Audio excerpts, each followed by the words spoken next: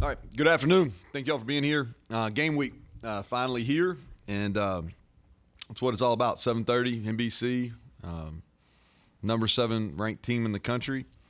Great venue, and so be 106,000 plus there. So looking forward to it. We'll start with Penn State, and then kind of get to our guys.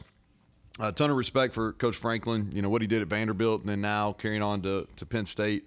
Offensively, who they are, they're multiple. I think they've done a really good job of being able to run the football versus about anybody they've played, and they've Coach Yurcich, the OC, they're familiar with him from being at Oklahoma State, and really came up through the profession throwing the football, so he knows how to do both.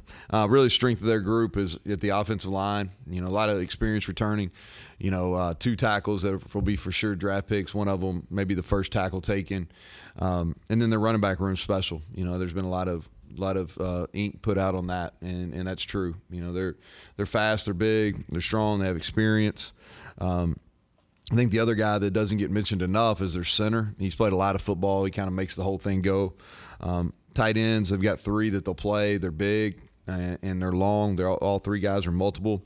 Quarterbacks, you know, not sure who we'll see. Perbula, we know him from recruiting him really hard. He's athletic, extremely talented. And then Alar, he played well last year. You know, he played, almost 150 snaps last year, so he's played and had to play in their opener last year in a tough situation, and he proved himself last year. Receivers, they lost a lot, but they're really talented. You know, they've got a number of guys they can play, and they've got good speed that they've added through the portal. And so it's kind of them on offense. Defensively, I think Manny's one of the top defense coordinators in the country. You know, his track record speaks for himself. You know, they'll probably be the most talented group we play. You know, and I may be conservative in this, but they got 9 draft picks probably in their 2 deep. On defense, you know, and that's not me up here just talking. I mean, that's legit, and so they're talented everywhere. They played extremely well down the stretch last year. They're an attacking group, play a lot of man coverage, mix a little bit with some zone pressures. You know, I think it starts up front. At end, they've got 3 guys that are big time. 2, I think, guys that are potential first round picks. 1 for sure. The interior is really good. They're quick. They move. They do a good job with their games up front. At safety, they've got 4 guys that'll play. You know, 2 guys that started there last year, a bunch of games, are back. At corner, they've got the King kid who's you know, in all the early mock draft stuff is a first-round pick.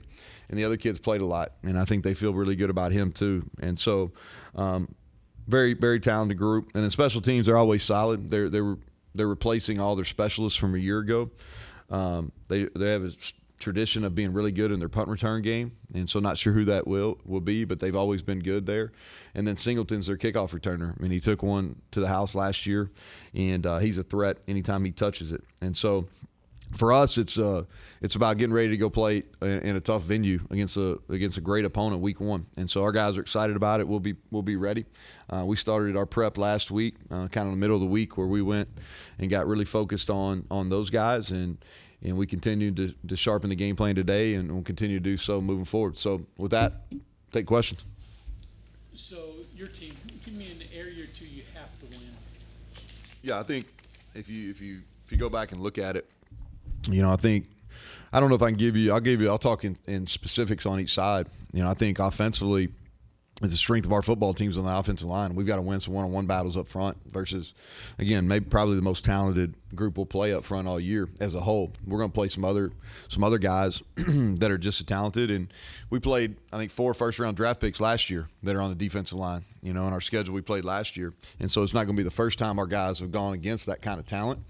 And they think they're that kind of talent too, quite honestly. So we've got to win some one-on-ones up front, and we've got to be able to break tackles. You know, it's a group that can really run, and they get to it. So we've got to be able to break some tackles.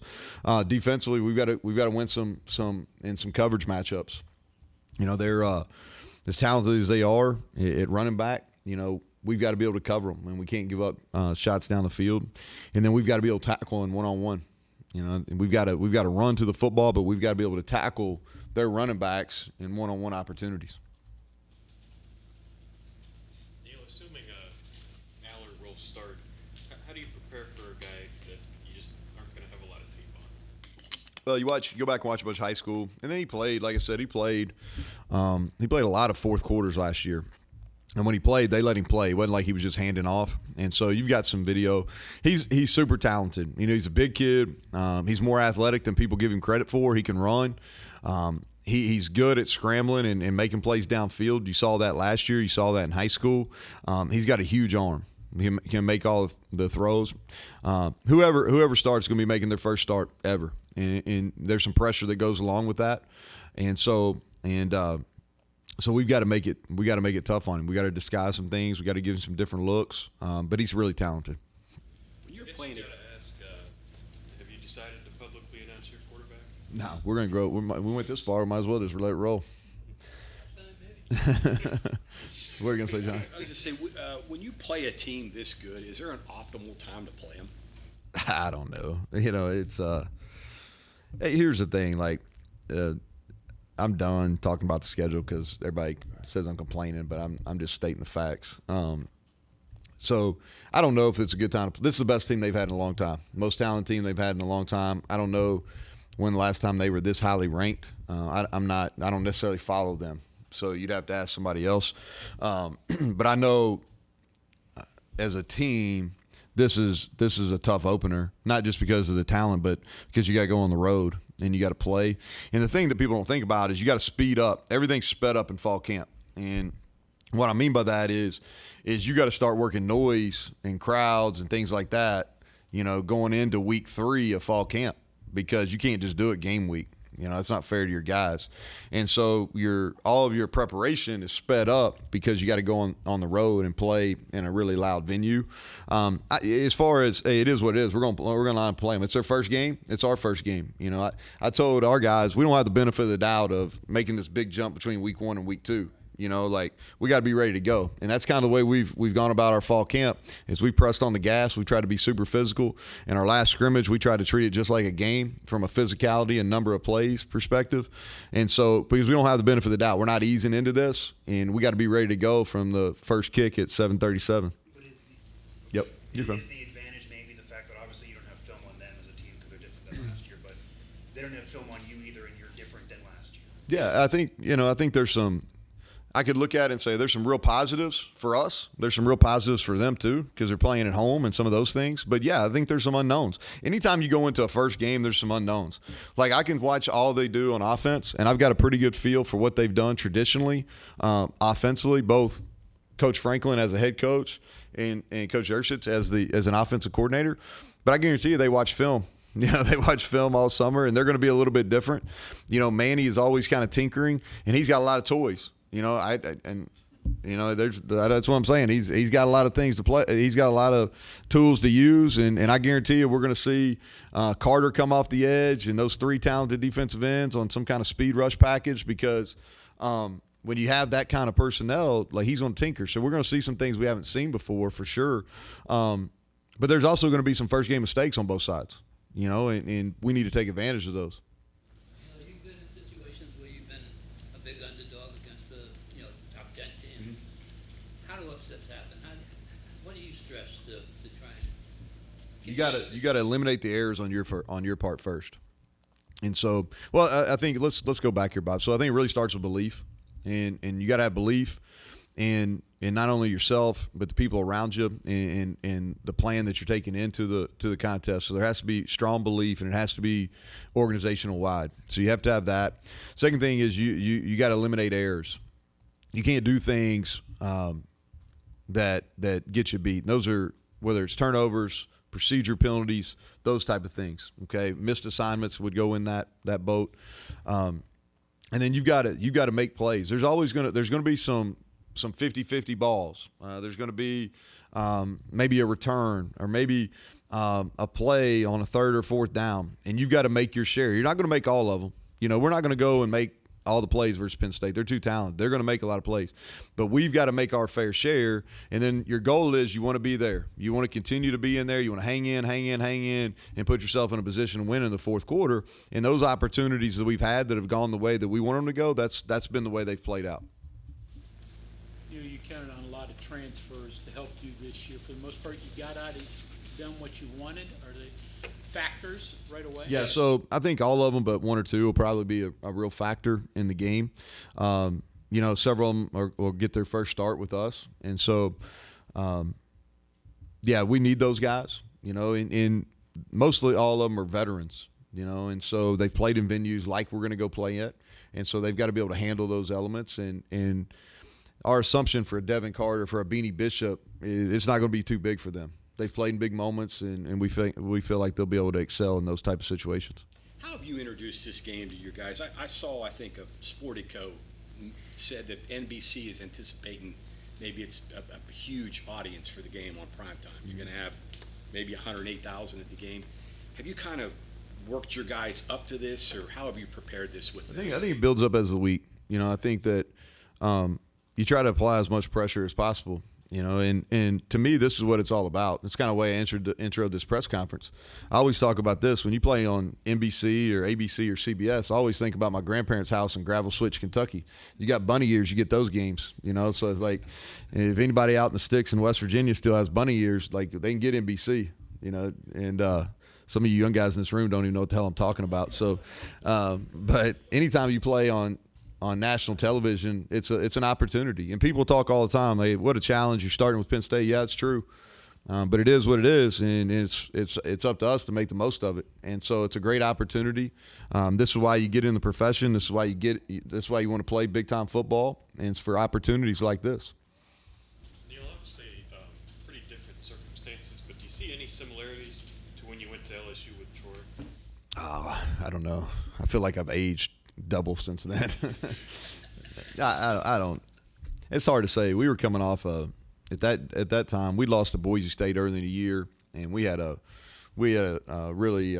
team that won 10 games the year before, and our guys really had a chip on our shoulder. And so I think each team's different. I think anytime you go, and we've been fortunate enough to do this multiple times, and y'all can kind of look it up. But I think anytime you go and you're a double-digit underdog and you go into a territory or enemy territory against a highly ranked opponent, there's got to be some things that go your way, but you also got to have a good football team. And my belief is we got a good football team. We got to go prove it. So it's hard to stand on a soapbox till you go out and play a game. But I like our group.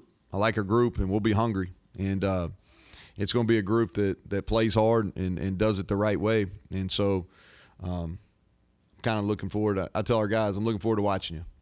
We'll coach you up till Friday, and looking forward to watching you on Saturday. I know you are going to name the quarterback today, but any comments on any of the other open position battles in terms of returner, linebacker? Nah, because and the reason I'm not getting into it a whole lot, they don't have a depth chart, so I'm like, might as well. Everybody that is going to play. I'll tell you that. Like, everybody that y'all think might play, they're going to play. That's about as good as a good a view as I can. Do you have because actually we did talk last week, and you actually mentioned that you maybe would have a better answer this week. Give me a position. On Gallagher versus Traylon Ray. Yep. And so Traylon's playing outside, Gallagher's going to play inside. They'll both play in the game. I think it'll go. Traylon's been sick. He was out. He was limited today. He was out at the end of last week because he was sick. So a lot of it will depend on how he practices. Gallagher's going to play for sure on some special teams, and he'll get in the mix offensively as well. Bruce Feldman does his freak list. Yeah, they had a bunch on there, didn't they, John? Normally you have one or two. They got 6. Yeah. Is there one maybe that stands out to you among those 6? Can you name the 6? Well, I mean, Maybe you're 6. I know the 6 they are. Yeah, I mean, I think the guys that stick out are when you watch Robinson, 44. Who we saw in high school. I mean, he's special. I mean, he's going to be a first-round pick. He's continued. He's got size. He's got speed. He's got athleticism. And then the Carter, the linebacker, he's wearing the same number as Micah Parsons. He's getting all the comparisons. They're going to use him like Micah. I mean, and he's a freak. He deserves to be high. I don't know where he was on that list, but he deserves to be pretty high on that list. So you remember him. Yeah, but he was a little young then. He's a little different. He's grown up in the last 3 years. So, but yeah, they had 6. I'm aware they had the most of anybody. Yeah. You were going through their offense. Sounded like you've been practicing against it the whole time. Sounded like your Yeah, it's very similar. Yeah, backgrounds are similar. A lot of the pass concepts very similar. They've kind of grown with it too. You know, their O-line on the edges is really good. And they lost some receivers, and they lost a really good tight end from here in West Virginia as well. But they've been able to replace them. You know, I think sometimes people think of inexperience and they think, well, it's going to be a question mark. Well, I look at their wideout room, and they got a lot of talent, so I don't know if I'm over there in their room, I don't think that's probably a question mark to them. And so they've got plenty. As far as plays, though, what they're going to do, you know, without being exact, I think we'll be able to give our defense a pretty good look at the run and the pass concepts they're going to see. Neal, along those lines, is yours just offense similar to Texas and Oklahoma State that you saw here, or is it more personnel driven there? Yeah, no, I think it's very similar. You know, when he was at Texas, his year he was at Texas, he a lot of 12 personnel. They had a good group of tight ends there, so he ran and played multiple tight ends.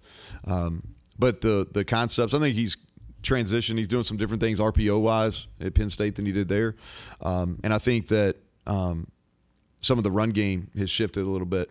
You know, and James is an offensive coach too, so I guarantee you he has some influence on what they're doing.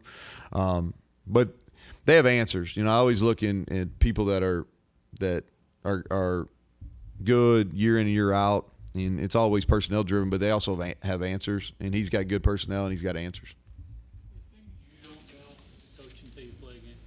Yeah, absolutely. Yeah, I'm pretty forthright with that. I think that you can put your guys in as many situations as you possibly can, but until you get a game, you know, especially for a first timer. Now, for the most part, like I got a pretty good feeling how Zach Frazier is going to handle it, or Doug Nestor, or Wyatt Milam, or even though we haven't gone with Devin Carter, you know, he's played a bunch of football. You know, the guys that are returning, but anytime a newcomer, you know, comes and they haven't had to play, you've got a feeling of how they're going to react, but you don't know until you know. You know, so I think there always are some. The scary part as a head coach is there's so many situational aspects to college football, is making sure you got your team prepared. You know, and there's new clock rules, and you just think about, you know, a block kick. What are the rules? Or any, you know, kickoff return. Your ball is, when's it go in the end zone? When does it not go in the end zone? There's just so many little minutia details of getting a team ready. So as a head coach, my biggest is always, okay, I've got these hit lists that I got one for defense, offense, special teams, and I'm like, all right, I'm double checking that thing. You know, if that's kind of what I lose sleep on is, okay, do we cover everything? You know, in a meeting and on the practice field, if we covered everything that could possibly happen. You mentioned the clock rule, and I saw in the Notre Dame Navy game. Really they quick, ran wasn't it? 110 combined plays, which is what you were defending just a year or two ago. Have you talked to your staff about the potential of having maybe a 2 hour and 45-minute game and a reduced number of plays? Well, I think that was a little. It's Navy, so they weren't throwing the football, right? And those guys, Notre Dame had success running the football early too. I think they scored on like all 5 of their first 5 possessions. So there was a lot of completions in the game and ran it. So I think that was a little bit of a unique. Yeah, I think it was a little bit unique setting. But what I did see is, I think last year there was right around 67 point something, almost 68 plays per game.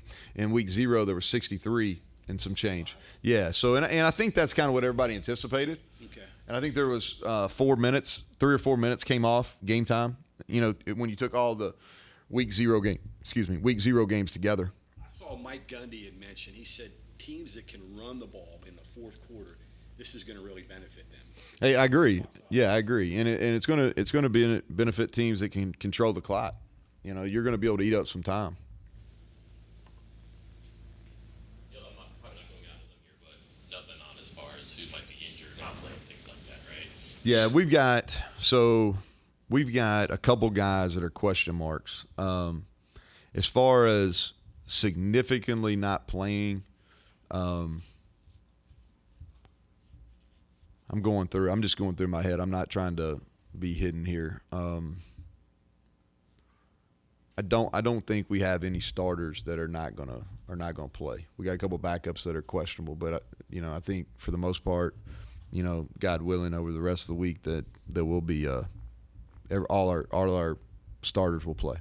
Going like that, some of the things you're going to protect, like starters, position battles, quarterback, all that. Naturally, coaches are guard. First game preseason, and you joked, I think, before that maybe Duquesne, Penn State were in the stands for an open scrimmage, right? I don't know if that's true or not. No, I don't know either. There certainly is. Paranoia is not the right word, but proactive, I guess, being protective. Like, how real is that for people who maybe don't work under that microscope that you do? Yeah. Don't want Well, secrets exposed. Yeah, well, I don't know. Here's what I think is I think it needs to be across the board, and I think what we should do is we should mandate depth charts and mandate and the depth charts can have oars in them or whatever, and we should mandate injury reports for the gambling stuff. I think that, and I would be in favor of that. If they asked me, in my opinion, I'd be all for mandatory depth charts, mandatory injury reports. But until everybody does it, it's not not fair and balanced. And so, but I really think that's the way that it should be done. I think we're moving more and more to a professional model, and the NFL does that. And I think that's the way college sports should be. But until everybody does it, we're putting ourselves at a competitive disadvantage by doing it. Neal, can you go in on the running backs a little bit, Singleton and Allen? Yeah, I think they play off each other great. I fully expect to see both of them on the field. The thing that really sticks out to me is with Singleton is you don't see the speed and the strength combination. You see guys that are fast. You see guys that are big and strong, but you don't see the combo. And his lower body is so strong. And when he gets an open field, he has the ability to he can break one tackle and it goes to the house. And that's scary, you know. And Allen is really talented. He's versatile. They use him in a lot of different ways. But they're really good. And they've got, like I said, they've gotten a lot of press and they deserve it, you know, and they deserve it. And it's going to be a challenge for our guys for sure. Did you answer some of your questions at receiver? Yeah. I don't want to get into it. No, I think so. We've had a physical camp and we've had some guys in and out of the lineup because we've practiced hard. But I think it's a group that's going to be challenged. You know, I don't know if we'll come in here next Monday and I'll have a definitive answer because we're playing against probably as good a group as we're going to play all year. And that there's probably maybe one more first-round draft pick at corner in our league, maybe two. But our guys are going to get challenged, you know, and the guys that we need to make plays, they've been solid during camp. Now they got to go do it in a game situation, you know, and but I'm comfortable. I'm sitting here Monday before our first game, and I'm comfortable where that room's at. Penn State's corner is going to maybe play similar to the way you faced Oklahoma State. Is that an example or no? Well, yeah, Oklahoma State pressed a lot. You know, they pressed more last year probably because the weather was so bad. But yeah, I think they're going to mix it up. Yeah, I don't think they're gonna they're not gonna give our quarterbacks constant looks either. But they're not going to be scared to play man coverage. You know, that's what you see all over film. They played man against those dudes that Ohio State has. Well, they got 3 first-round picks, so. You mentioned wide receiver. How many are you comfortable rotating? We'll probably play 6 to 8.